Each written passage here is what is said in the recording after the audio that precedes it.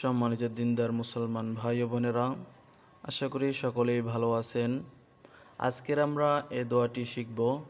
দোয়াটি হলো অজ্ঞতাবশত ভুলের ক্ষমা ও সাধ্যের বাইরে অতিরিক্ত বোঝা চাপিয়ে দেওয়া থেকে আল্লাহর কাছে আমরা পানা চাব। আমরা যতটুকু বোঝা বহন করতে পারি তার থেকে যদি আল্লাহ তাআলা অতিরিক্ত বোঝা দিয়ে থাকেন তাহলে আমাদের জন্য সেটা কষ্টকর হয়ে থাকে। তাই আল্লাহর কাছে আমরা বলবো, হে আল্লাহ, এমন বোঝা দিবেন না যেই বোঝা আমরা বহন করতে পারি না। তো প্রথমেই আমি আপনাদেরকে দোয়াটি শিখাবো, তারপর এর অর্থ বলবো, তারপর এর ফজিলত সম্পর্কে দু চারটি কথা বলবো। ভিডিওটি শুরু থেকে শেষ পর্যন্ত দেখার অনুরোধ রইল। হয়তো আপনারা এর আগে আজকের যে কথাগুলো বলবো এর আগে কিনা কখনো শোনেননি। তো শুরু করি আজকের আমাদের এই ভিডিওটি। বিসমিল্লাহির রহমানির রহিম।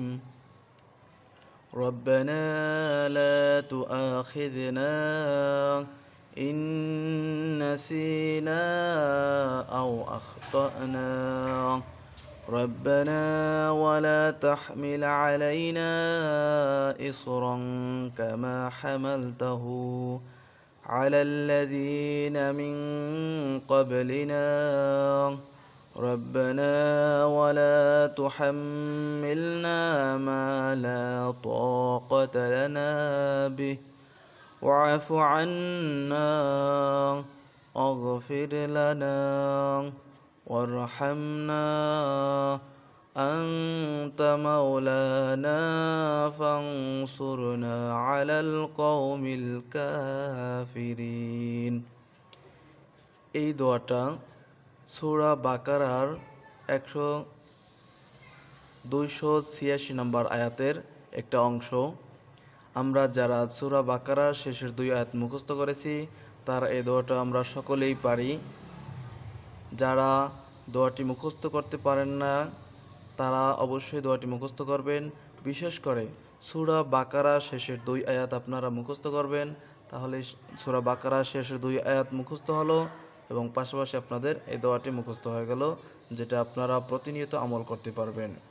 তো এখন দেখব আমরা এই দোয়াটির অর্থ। হে আমাদের রব, আমরা যদি ভুলে যাই অথবা ভুল করি তাহলে আপনি আমাদেরকে পাকড়াও করবেন না। হে আমাদের রব, আমাদের উপর বোঝা চাপিয়ে দেবেন না যেমন আমাদের পূর্ববর্তীদের উপর চাপিয়ে দিয়েছেন। হে আমাদের রব, আপনি আমাদেরকে এমন কিছু বহন করাবেন না যার সামর্থ্য আমাদের নেই। আর আপনি আমাদেরকে মার্জনা করুন এবং আমাদেরকে ক্ষমা করুন আর আমাদের উপর দয়া করুন। আপনি আমাদের অভিভাবক, অতএব আপনি কাফির সম্প্রদায়ের বিরুদ্ধে আমাদেরকে সাহায্য করুন। এই হলো এই দোয়াটির অর্থ। এখানে বাংলা উচ্চারণ দেওয়া আছে। এখন আমরা হাদিসের আলোকে এর ফজিলত দেখব। সহিহ হাদিস থেকে জানা যায়, আব্দুল্লাহ ইবনে আব্বাস রাদিয়াল্লাহু তাআলা আনহু থেকে বর্ণিত, তিনি বলেছেন, একদিন জিবরাইল আলাইহিস সালাম নবী সাল্লাল্লাহু আলাইহি ওয়াসাল্লাম এর কাছে বসা ছিলেন। সেই সময় তিনি উপর দিক থেকে দরজা খোলার একটা প্রচণ্ড আওয়াজ শুনতে পেয়ে মাথা উঠিয়ে বললেন, এটি আসমানের একটি দরজা, আজকেই এটি খোলা হলো, ইতিপূর্বে আর কখনো খোলা হয়নি। আর এই দরজা দিয়ে একজন ফেরেশতা পৃথিবীতে নেমে আসলেন। আজকের এই দিনের আগে তিনি আর কখনো পৃথিবীতে আসেননি। তারপর তিনি সালাম দিয়ে বললেন, আপনি আপনাকে দেওয়া 2টি নূর বা আলোর সুসংবাদ গ্রহণ করুন। আপনার পূর্বে আর কোনো নবীকে তা দেয়া হয়নি। আর এ 2টি নূর হলো ফাতিহাতুল কিতাব বা সূরা ফাতিহা এবং সূরা বাকারার শেষাংশ। এর যে কোনো হরফ আপনি পড়বেন তার মধ্যকার প্রার্থীর বিষয় আপনাকে দেয়া হবে।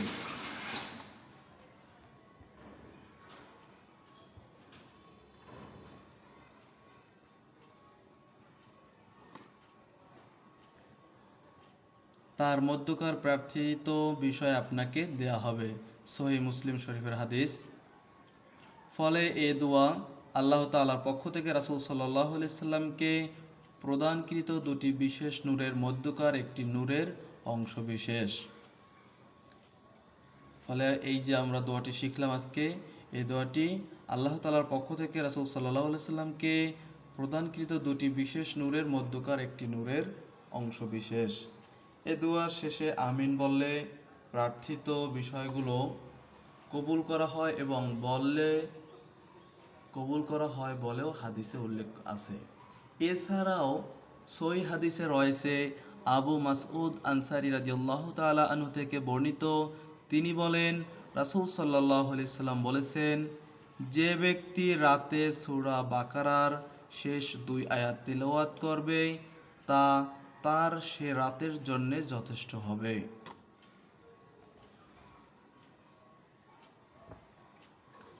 সহিহ আল বুখারীর ৪র্থ নম্বর খণ্ডে এই হাদিসটি রয়েছে। অন্য হাদিসে নোমান ইবনে বশির রাদিয়াল্লাহু তাআলা আনহু থেকে বর্ণিত, তিনি বলেন রাসূল সাল্লাল্লাহু আলাইহি সাল্লাম বলেছেন, আল্লাহ আসমান জমিন সৃষ্টির 2000 বছর পূর্বে একটি কিতাব লিখেছেন। সেই কিতাব থেকে 2টি আয়াত নাজিল করা হয়েছে। সেই দুটি আয়াতের মাধ্যমেই সূরা আল বাকারা সমাপ্ত করা হয়েছে। যে ঘরে 3 রাত এই 2টি আয়াত তিলাওয়াত করা হয়, শয়তান সেই ঘরে কাছে আসতে পারে না। সুবহানাল্লাহ। খুবই গুরুত্বপূর্ণ এবং ফজিলতপূর্ণ এই কুরআনুল কারীমের সূরা বাকারার 286 নম্বর আয়াত অর্থাৎ শেষ আয়াত 2টি খুবই ফজিলতপূর্ণ এবং আজকের এই দোয়াটি আপনারা সকলেই করার চেষ্টা করবেন। এই দোয়ার মাধ্যমে আল্লাহ তাআলা আমাদেরকে অতিরিক্ত বোঝা চাপিয়ে দেওয়া থেকে আল্লাহর কাছে আশ্রয় চাওয়া হবে। আশা করি ভিডিওটির মাধ্যমে আপনারা উপকৃত হবেন যদি আপনারা নিয়মিত আমল করেন। সকলেই ভালো থাকবেন, সুস্থ থাকবেন। আবারও অন্য কোনো ভিডিওতে দেখা হবে, আপনাদের সাথে কথা হবে। এখানে ভিডিওটি শেষ করছি। আসসালামু আলাইকুম ওয়া রাহমাতুল্লাহি ওয়া বারাকাতুহু।